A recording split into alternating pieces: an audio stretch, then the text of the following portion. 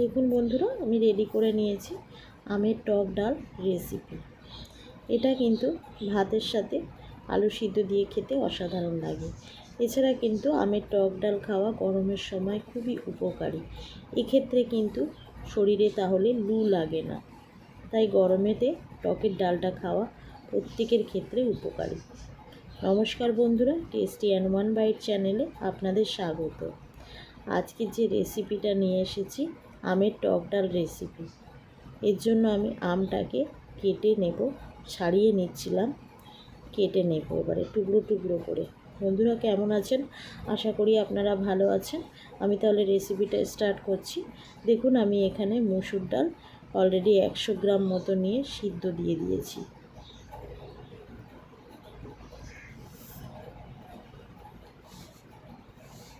বন্ধুরা আপনাদের কাছে অনুরোধ রইল, আপনারা যারা ভিডিওটা দেখছেন তারা কেউ ভিডিওটাকে স্কিপ করবেন না, পুরো ভিডিওটাকে দেখবেন। দেখুন এখানে আমার ডালটা আধা সিদ্ধ হয়ে গেছে। যে আমগুলোকে আমি কেটে রেখেছিলাম টুকরো টুকরো করে, সেগুলোকে আমি এর সঙ্গে অ্যাড করে দিচ্ছি। আমগুলোকে বেশ মোটা মোটা করেই কিন্তু আমি কেটে নিয়েছি।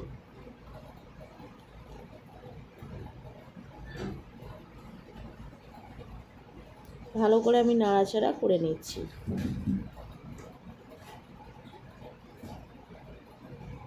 এখানে আমি অ্যাড করে দিচ্ছি স্বাদ অনুযায়ী লবণ। আপনারা আপনাদের স্বাদ অনুযায়ী লবণ অ্যাড করে দেবেন। টক ডালে কিন্তু একটু বেশি পরিমাণেই লবণটা লাগে।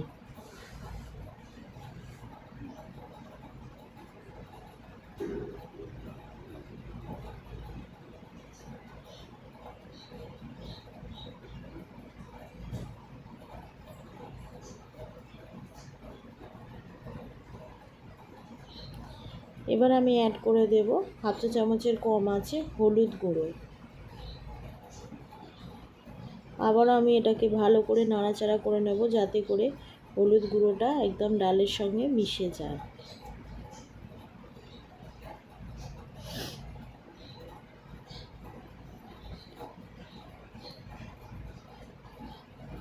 এবার আমি অপেক্ষা করব ডাল এবং যে আমগুলো কেটে দিয়েছি সিদ্ধ হয়ে যায়। এখানে প্রায় আম এবং ডালগুলো কিন্তু সিদ্ধ হয়ে গেছে। দেখুন বন্ধুরা, ডালটা সিদ্ধ হয়ে গেছে। আমটাও আপনাদের দেখাই কত সুন্দর প্রপারলি সিদ্ধ হয়েছে। এবারে আমি কিন্তু এই ডালটাকে নামিয়ে নেব। এখানে আমি একটা কড়া নিয়ে নিয়েছি। কড়াতে আমি প্রায় 1 চা চামচ মতো সাদা তেল দিচ্ছি। আপনারা চাইলে এখানে কিন্তু সর্ষের তেল ব্যবহার করতে পারেন। তেলটা গরম হয়ে গেছে, আমি একটা শুকনো লঙ্কা 2 টুকরো করে অ্যাড করে দিলাম। এখানে দেখুন বন্ধুরা, আমি সর্ষে নিয়েছি, সর্ষেটাকে অ্যাড করে দিচ্ছি। এবার আমি এটাকে ভালো করে নাড়াচাড়া করে ভেজে নেব। কিন্তু এটা ভাজার সময় খুব সাবধানে ফোড়নটাকে ভাজতে হবে, কারণ সর্ষে কিন্তু প্রচণ্ড পরিমাণে ছিটায়।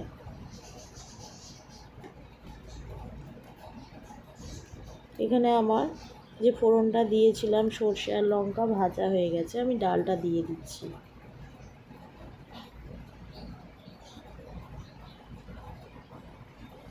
ভালো করে আমি নাড়াচাড়া করে নিচ্ছি।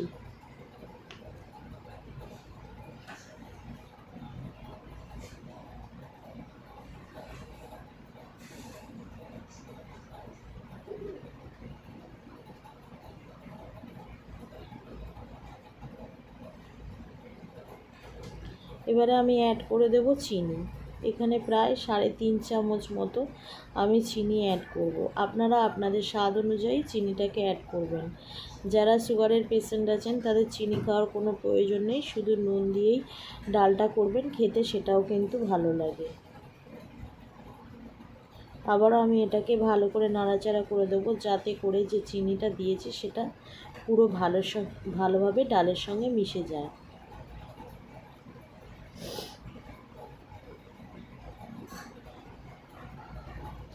এবারে আমি অপেক্ষা করব ডালটা যাতে ভালোভাবে ফুটে যায়।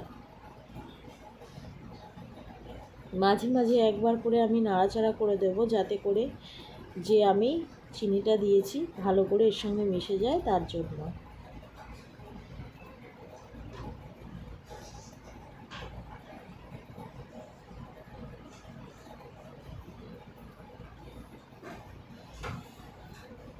আবার আমি একটু নাড়াচাড়া করে দিচ্ছি।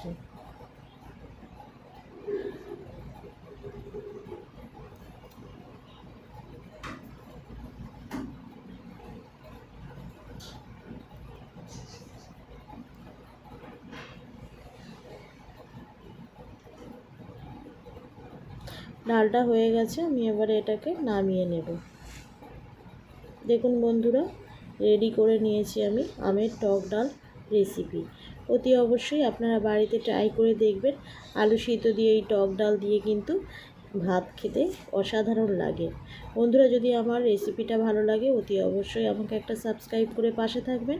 তার সঙ্গে বেল আইকনটা প্রেস করতে ভুলবেন না। বেল আইকনটা প্রেস করলে আপনাদের কাছে কিন্তু নোটিফিকেশানগুলো সবার আগে পৌঁছে যাবে আমি যে ভিডিওগুলো ছাড়ি।